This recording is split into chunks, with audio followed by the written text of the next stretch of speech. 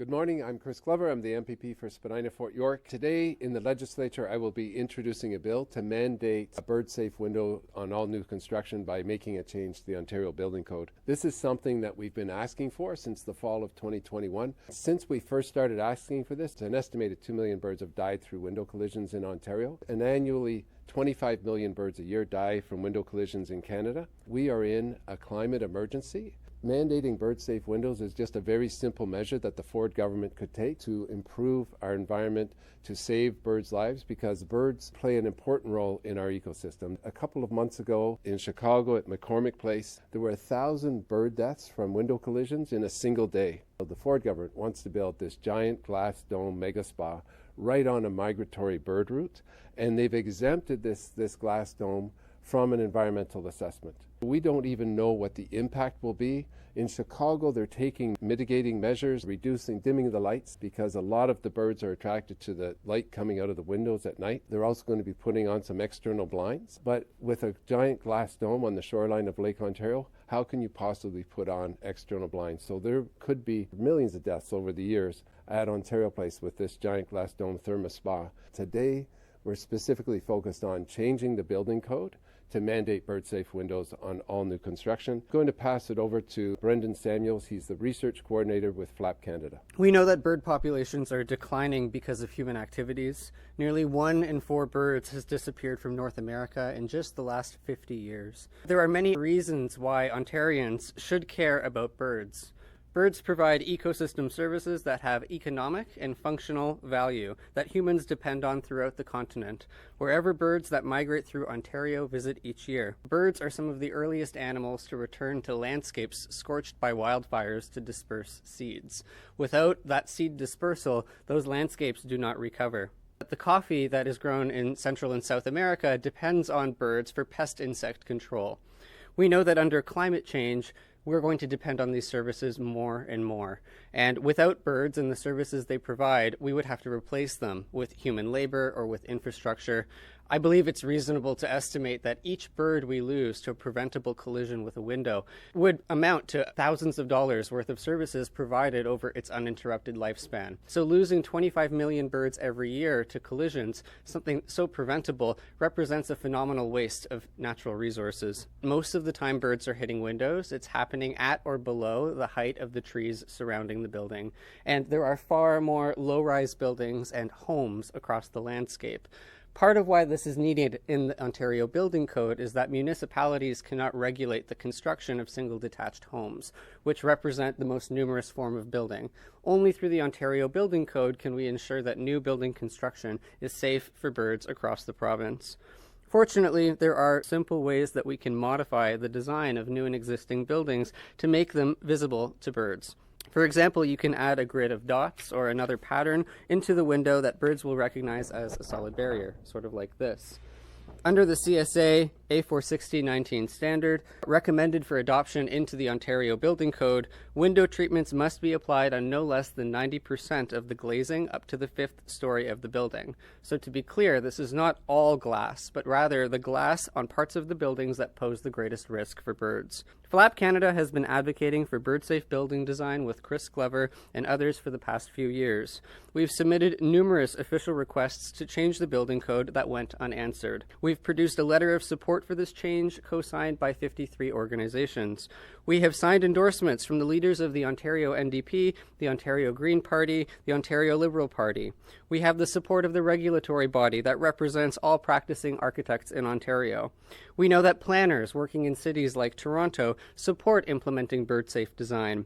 We have an expanding sector of bird-safe window manufacturers in Canada ready to meet the demand and grow the green economy. And yet, is this enough? We have received some feedback from the Ford government about this proposal, and I'm here to address it. Many of the reasons to explain why they won't act are based on misinformation. There's the idea that bird-safe design is going to add delays for approving construction, or it will increase the cost of construction.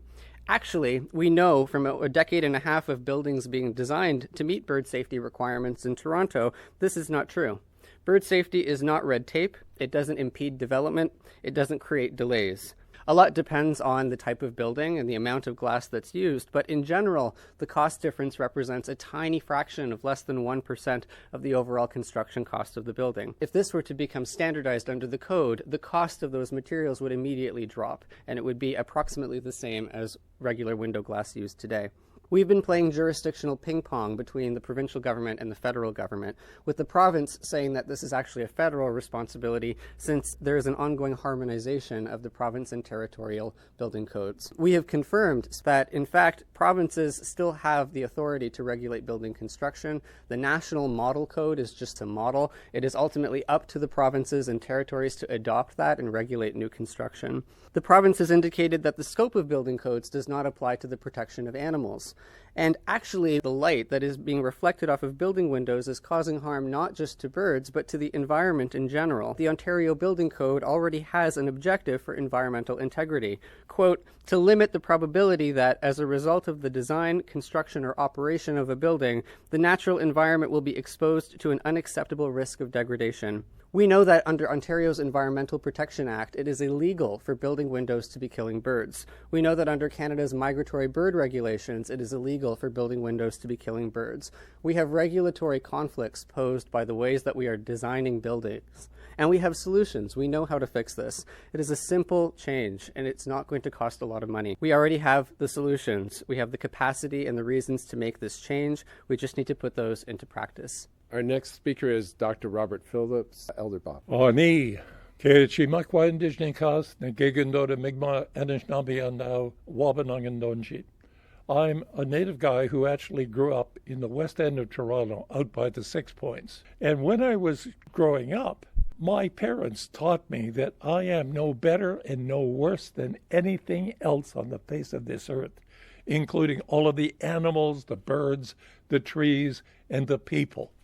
Today, when I look at that kind of an attitude, I see that as being a typically Indigenous set of attitudes, because we believe that we are no better and no worse than anything else on Mother Earth here. And by looking after those other creatures, we are protecting our children and the generations who will follow us. I also ran a set of buildings up on St. George Street for a number of years. And I used to sit out in the backyard with peanuts, feeding some of the birds. And they would come right up to get the peanuts right out of my hands. At one point, I threw a peanut way out, and there was a crow came flying down. And instead of landing, he went up into a tree. He wandered around until he saw a stone. He put the peanut in that hole and began hitting it with the stone until it broke, and he was able to eat the peanut.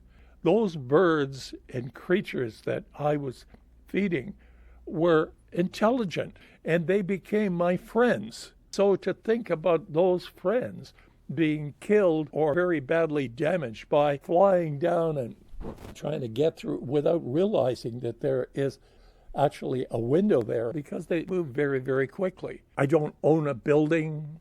I'm not a politician.